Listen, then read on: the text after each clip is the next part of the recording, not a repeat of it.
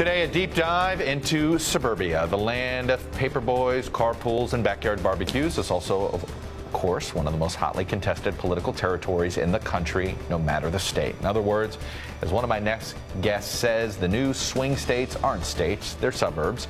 In both red and blue states, the burbs are the new battleground now for two reasons. One, they've become more demographically mixed in recent years, seeing an influx of different voters, including immigrants and folks from more rural areas. And two, suburban areas were hit particularly hard by the recession, creating economic hardship that used to exist mainly in inner cities. In fact, city centers have seen an upward trend in recent years, drawing more people back into urban areas. Meanwhile, the suburbs have struggled. Today, there are more poor Americans living in the suburbs than the inner city. Just digest that fact here a minute. The trends have redrawn the political map. Instead of red and blue states, political divisions are more likely to be delineated by population density. In fact, you can see the breaking point clearly when you map Obama and Romney voters by population.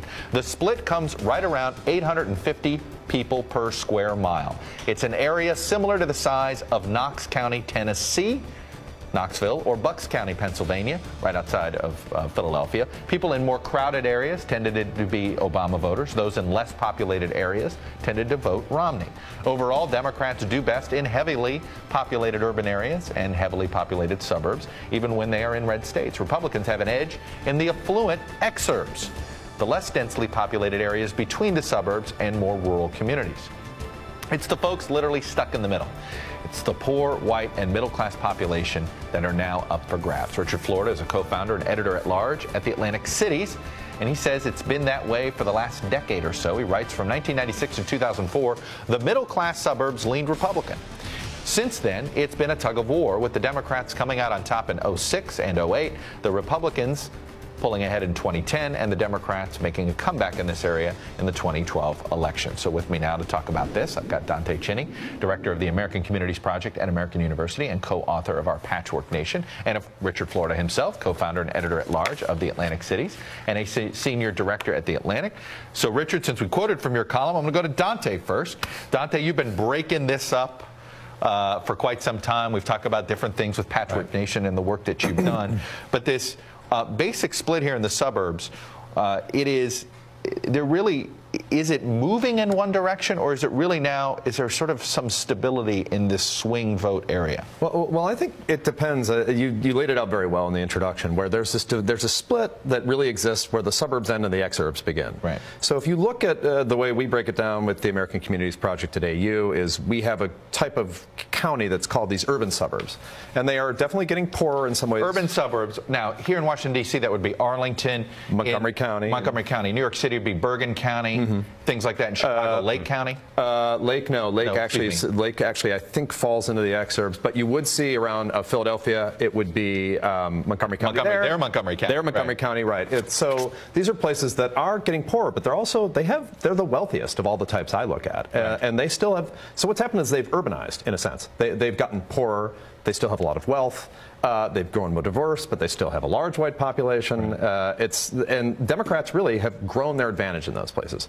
The exurbs, however, it really is, that's where the fault line is. It's like when you get to the point, you're right, you get to a point where population density decreases, Republican vote increases, and the Democrats have really held the cities as these urban burbs have urbanized. They've grabbed these urban burbs, and Republicans have retreated to the exurbs and really beyond to rural America. So that's a look at it nationally, but Richard, you found that there was an interesting little difference between how these swing suburbs vote. And I talk about the swing suburbs sort of where Dante just painted it, right in between, right in that fault line between the exurbs and the inner suburbs, where if it's a red state, then these folks are more likely to lean Democratic. If it's a traditionally blue state, these folks are more likely to lean Republican.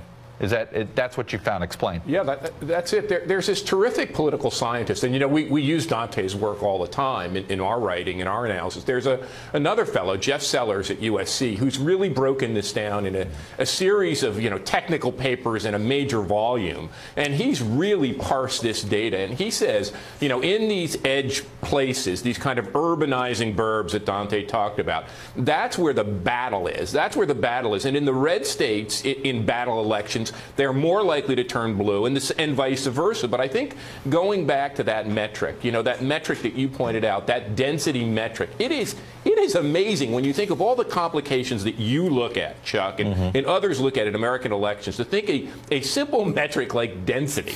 You know, when you tip over 800, 850, when you get to 900, 1,000 people a mile, you tip the election. And I think that's the thing. You know, there was a congressman in Northern Virginia who, I think it was Tom Davis, who said economic development works. And what he meant was when economic development occurs, a suburb, an edge area, a fringe area that Dante talks about, starts to tip from being red or more Republican or conservative to blue. And I think that's what's going on. And on the long run, that favors the Democrats. In the short run, it goes back and forth. But in the long run, it seems to favor the Dems. You know, Dante, and this is where, because the tipping point is what? It brings in a more diverse population. Right, exactly. I mean, that's the number one thing. And then the diverse population means, you know what, leave the social issues aside. They're more sensitive to some of these social issue arguments. That's true. And, you know, I hate to just talk about, I hate using words like correlations. I don't want to dip in all that stuff. But there is, what you really see with that 850 mark, when you get in the divide between the exurbs and the suburbs, it's not just about, the numbers are the indicator. But the numbers, population density per square mile is the indicator because it indicates other stuff. So when those places are more densely populated, they are more diverse, like you say. And also, what you have is people who've moved into these places, in these urban suburbs. Some of these urban suburbs look a bit like cities now, where what Tom Davis is saying, what Richard was talking about. You know, they develop around mass transit centers, they develop around metro stops, around subways, and you get population density there. And what do you get? Like, one thing I measure is you get like a Starbucks index, right? You can look at Starbucks as Starbucks marches into places. They change, and the big one is Whole Foods. If a Whole Foods moves into your neighborhood, and you're a Republican, you either better buckle down and bring your friends in and try to fight back, or leave, or you better shift your. You know, it's interesting here, Richard, is it also feels as if what we defined as the suburbs in, say, the 70s and 80s, right, when the suburbs, basically Democrats won the cities, Republicans won the suburbs, and that's how elections went back and forth, that the suburbs have essentially moved, right, geographically shifted. Is that fair to say? Yeah, I think when Sellers calls this metropolitanization, that the city boundary, as Dante said, is expanding out. You know, it's interesting going back to the old silent majority, Richard Nixon, Kevin Phillips. The suburbanite always wanted a yard. You know, David Brooks's patio man with his grill and his private garage for his car to commute to work. He wanted government off his back.